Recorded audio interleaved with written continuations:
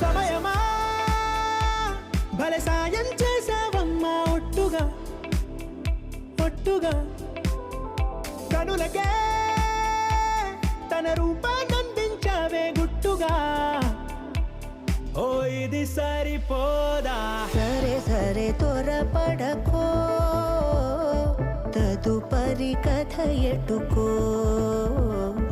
ఎటు మరి తన నడ